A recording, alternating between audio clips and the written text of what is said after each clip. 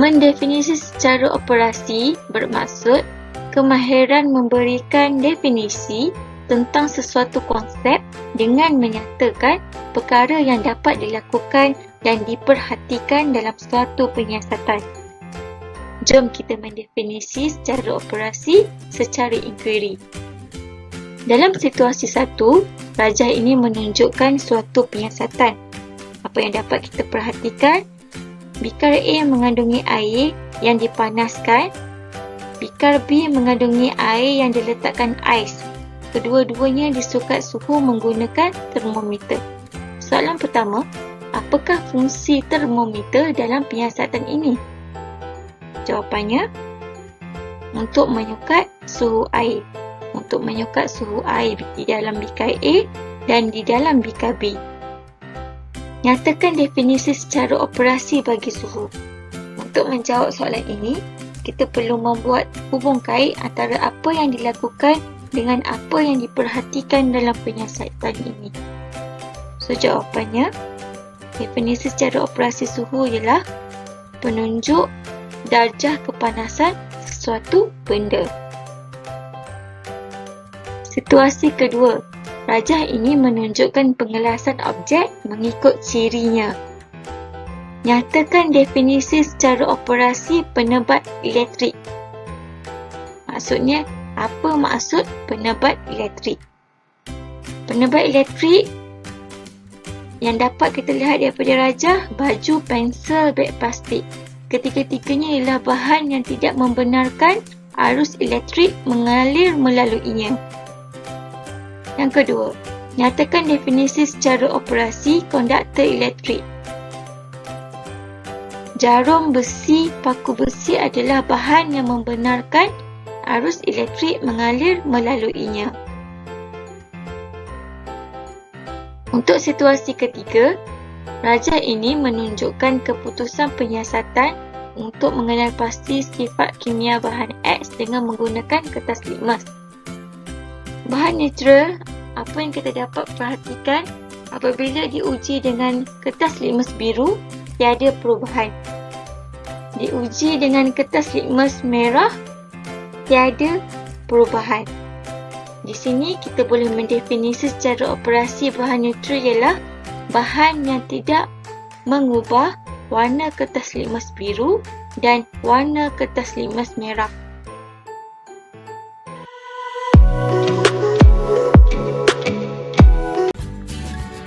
Pemboleh ubah terdiri daripada 3 jenis pemboleh ubah. Yang pertama, pemboleh ubah manipulasi. Yang kedua, pemboleh ubah bergerak balas. Yang ketiga, pemboleh ubah malar. Pemboleh ubah manipulasi ialah perkara yang perlu diubah atau ditukarkan atau dibezakan dalam satu penyiasatan. Pemboleh ubah bergerak balas pula ialah hasil yang diperhatikan atau yang ingin diukur pada akhir penyiasatan.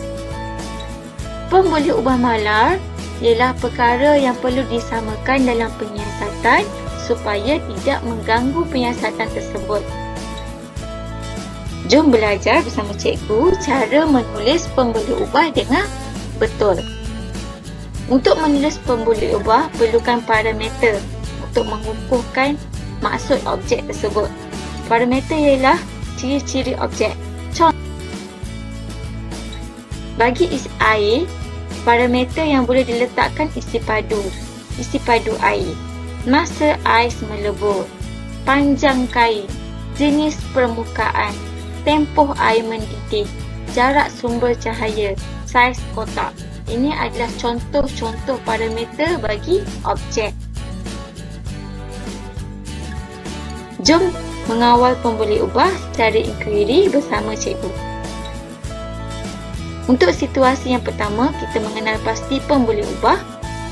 Jadual menunjukkan bilangan tikus dan ular dalam satu habitat. Bilangan tikus 10, ular 3. 20 tikus, 20 ekor tikus, 6 ekor ular. 30 ekor tikus, 9 ekor ular. 40 ekor tikus, 12 ekor ular. Di sini kita kenal pasti pemboleh ubah manipulasinya ialah bilangan tikus. kebiasaannya dalam satu jadual yang atas adalah pemboleh ubah manipulasi. Pemboleh ubah bergerak balas ialah bilangan ular dan pemboleh ubah malar dalam soalan ini ialah habitat atau tempat penyiasatan. Untuk situasi yang kedua, kita mengenal pasti pemboleh ubah. Carta palang ini menunjukkan jisim 4 jenis bahan buangan di bandar Z. Kebiasaannya dalam carta palang, untuk garisan melintang adalah pemboleh ubah manipulasi. Dalam carta palang ini, pemboleh ubah manipulasi ialah jenis bahan buangan. Dalam carta palang, garisan menegak ialah pemboleh ubah bergerak balas. Jadi, pemboleh ubah bergerak balas dalam soalan ini ialah jisim. Unitnya time. Pemboleh ubah malar adalah tempat penyiasatan iaitu di bandar Z. So, pemboleh ubah dimalarkan ialah tempat penyiasatan. Untuk situasi yang ketiga, nyatakan pemboleh ubah bagi penyiasatan ini. Penyiasatan tentang saiz aiskrim dan masa untuk aiskrim melebuh sepenuhnya. Di sini kita dapat lihat pemboleh ubah manipulasinya ialah aiskrim. Pemboleh ubah bergerak balas adalah masa untuk aiskrim melebuh sepenuhnya dalam masa beberapa minit. Yang pertama 30 minit.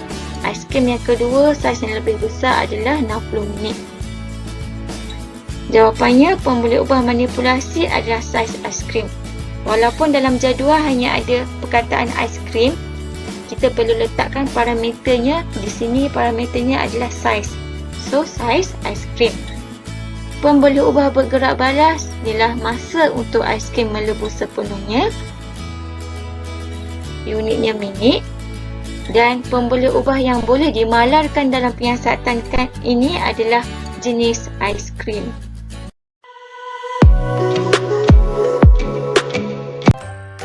Apa itu hipotesis? Hipotesis ialah pernyataan umum yang menerangkan tentang sesuatu objek atau peristiwa berdasarkan pemerhatian. Hipotesis boleh dibina berdasarkan inference yang dibuat. Hipotesis merupakan hubungan antara dua pemboleh ubah, iaitu pemboleh ubah dimanipulasi dengan pemboleh ubah Cara menulis hipotesis: buat garisan seperti jadual. Semakin pola atau corak pemboleh ubah manipulasi, semakin pola atau corak pemboleh ubah bergerak balas. Terdapat dua situasi untuk menjawab soalan hipotesis. Yang pertama, mempunyai pola. Situasi yang kedua, tidak mempunyai pola. Jom kita membuat hipotesis secara intuitif. Untuk situasi yang pertama, fokus kepada hipotesis berpola.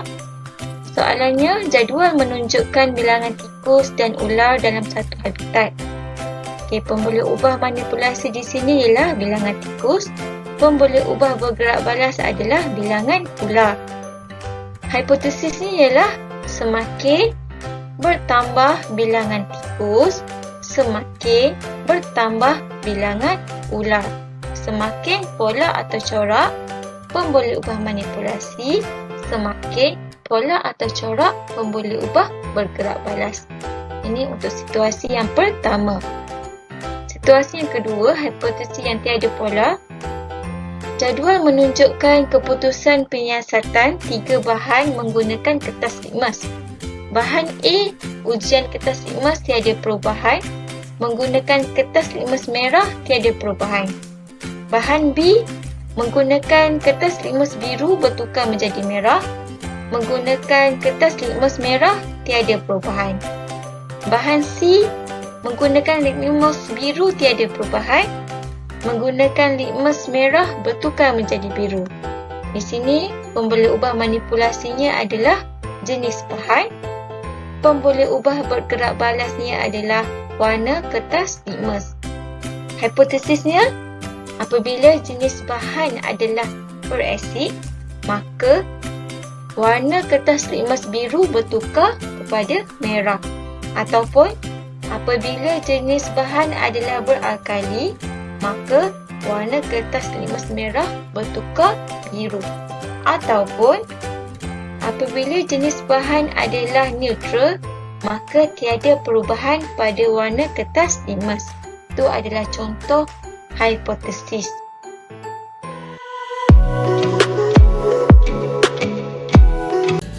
Mengeksperimen ialah kemahiran merancang dan menjalankan penyiasatan untuk menguji sesuatu hipotesis dengan mengumpul dan mentafsir data bagi membuat kesimpulan daripada penyiasatan tersebut.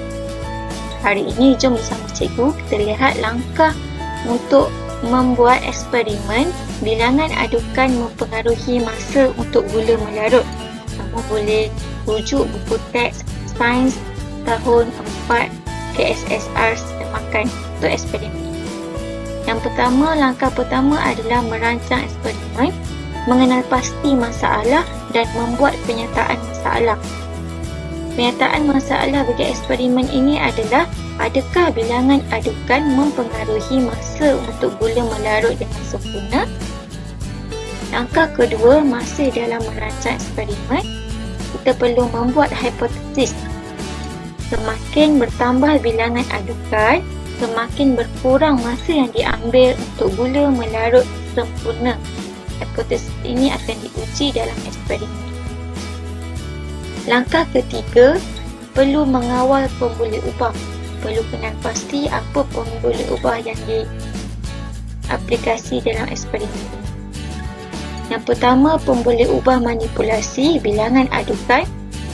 Pemboleh ubah bergerak balas masa untuk gula melarut sempurna. Pemboleh ubah dimalarkan dalam eksperimen ini kuantiti gula, saiz gula, isi padu air dan suhu air.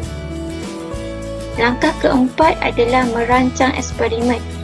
Merancang eksperimen dengan menyenaraikan alat dan bahan.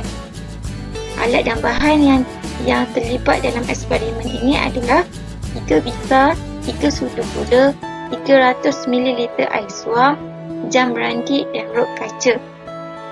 Langkah kelima ialah merancang langkah-langkah untuk menjalankan eksperimen ini. Apa yang perlu dibuat? Yang pertama, masukkan 100 ml air suam ke dalam bikar A, B dan C. Seterusnya, masukkan 1 sudu gula ke dalam setiap bikar. Seterusnya, aduk bikar A sekali setiap minit, bikar B 3 kali setiap dalam 1 minit, bikar C 6 kali dalam 1 minit. Seterusnya, catat masa dan pemerhatian ke dalam jadual. Langkah keenam, perlu menguji hipotesis yang telah dibuat.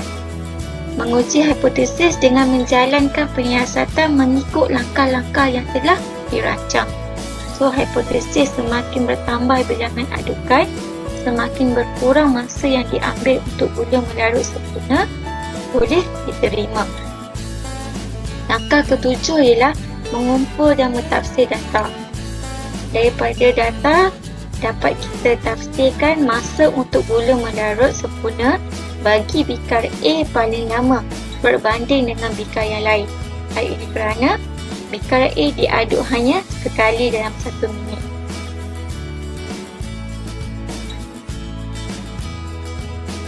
Langkah ke-8 ialah membuat kesimpulan. Kesimpulan iaitu hipotesis yang kita buat tadi.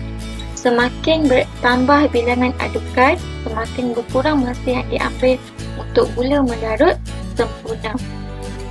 Okey, kamu boleh jalankan eksperimen ini di rumah bersama-sama dengan ahli keluarga kamu. Terima kasih.